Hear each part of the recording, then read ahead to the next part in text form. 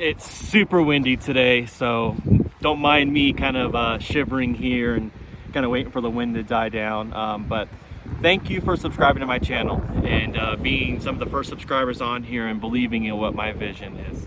It means a lot to me, and I'm really hoping and looking forward to growing this channel and sharing this adventure with y'all. A little background here. I've always kind of been fascinated with gaming and casinos from a very young age. You know, when we were little, I grew up in Northern California, and so Reno, Nevada was not very far away from there.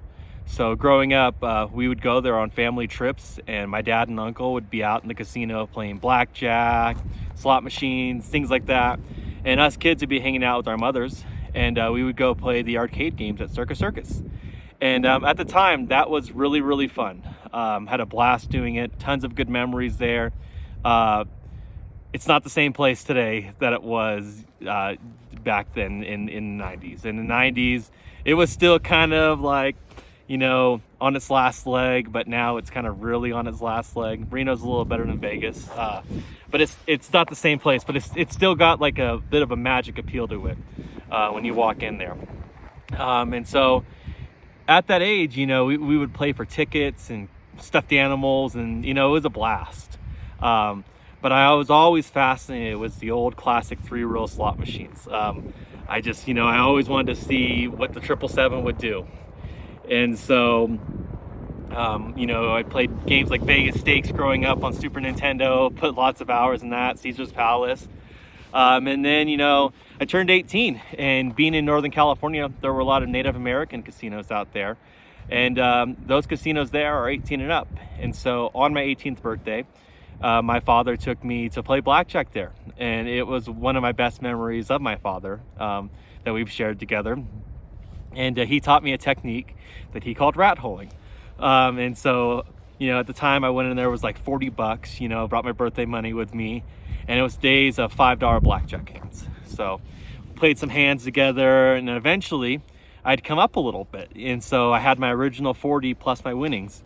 So I put the $40 back in my pocket, and I played on their money. At the end of the day, we played for a couple hours together, and, you know, I may have walked out with, you know, just under $100 extra, you know, some free winnings as I call them. But nonetheless, it was a great time, and it was a really good memory that I enjoyed with my dad. And, you know, after that, you know, we'd go to Jackson here and there whenever I could convince one of my friends to go there with me.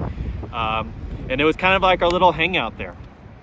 And then, you know, a little later in my 20s, my uncle and I used to always go gambling a lot. And one of his favorite places was called Blackjack Casino. It's in the Northern California foothills.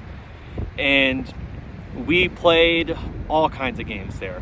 His favorite was slot machines. He didn't really play many table games. I was still really into blackjack at the time. It was still in the time so you could find a good $5 hand at the table. And it was just fun. It was a lot of fun. And I played Golden Theater Deluxe a lot. It was a 5-line, nickel a line machine, 25 cent a roll pretty much.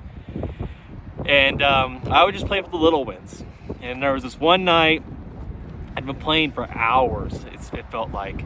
And, you know, my uncle was playing this game called the Wild Cherries, or maybe it's Triple Cherries. I think it's called Wild Cherry.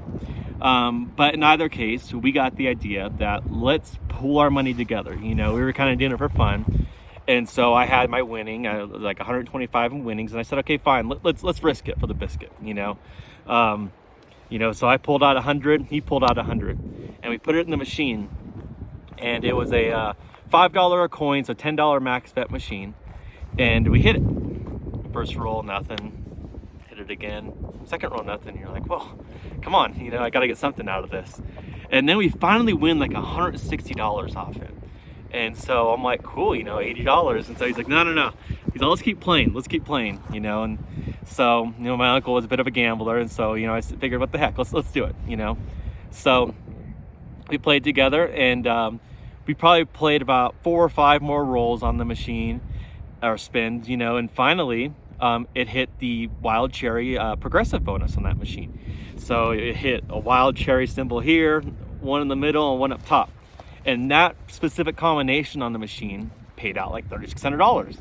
And so to that point, that was like my biggest gambling win that I'd ever booked, you know, even though we were splitting it. You know, I'd never made $1,800 in a single sitting. So, you know, I was like, okay, we're good.